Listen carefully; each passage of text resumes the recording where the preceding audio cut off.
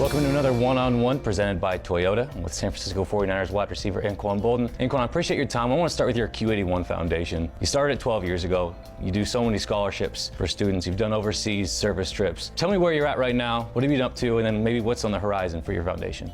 We have programs that go throughout the year.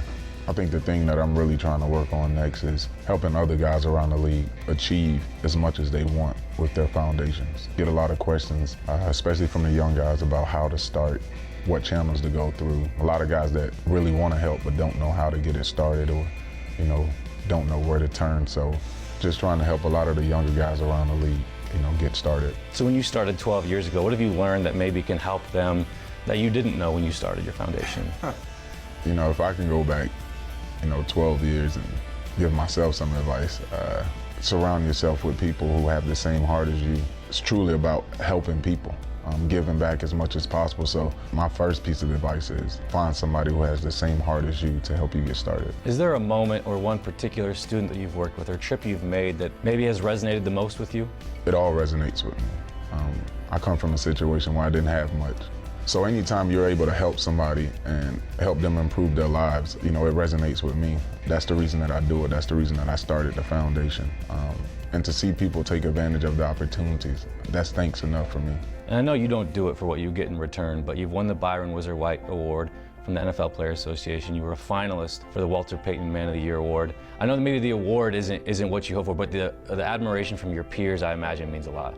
I think it means a lot. But I think for me, just being able to inspire others to help out as well. Being in the NFL is the greatest platform that you can have when it comes to having a foundation. I tip my hat to the guys that really do go out and get involved in the communities and, start foundations to help give back. But I think we can do a lot more as a league. Not only players, but coaches, GMs, owners. You name it. That being said, come the end of the year, if you're named as a finalist and ultimately win the award, would that rank on one of the finer achievements of your career? Yeah, I think so. Football is great. I love playing football. It's been a part of my life since I can remember. But when your life work is done, I don't want people to talk about what I did on the football field. That stuff fades away. It's good for the here and now, winning games and winning championships, breaking records or whatever, but that stuff fades away.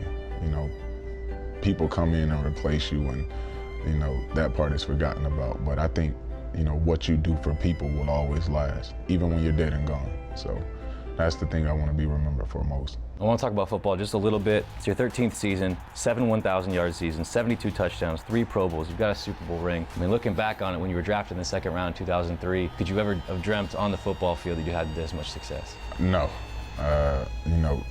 Getting drafted, I just wanted an opportunity. Just wanted to come in and show everybody that I belonged in this league. But the ride has been fun.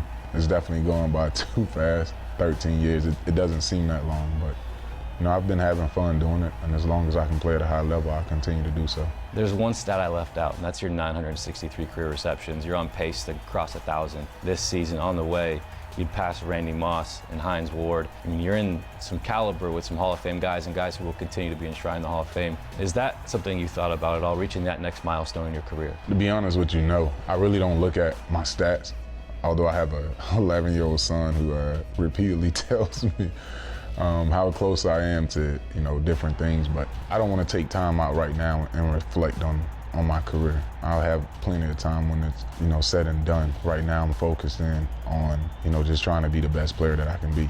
That's something that I always promised myself coming in, that I will always work hard no matter what. And I think if you take that time and reflect now, it kind of takes away from that.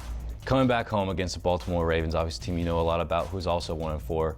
Both teams hungry for a win. How do you take a successful offensive performance where you put up season-high 27 points and translate that again into this home game in Week 6? Well, for us, we just have to continue to work hard. It's a game that we definitely want as a team. We want to get back on the right track, get back on the winning side of football. So, we're going to continue to work hard. I felt like we did some pretty good things this past week against the Giants, and I feel like we can continue to improve on that. We didn't play a perfect game by far, so there's definitely some things that we need to work on. So hopefully we can correct those things coming into this week.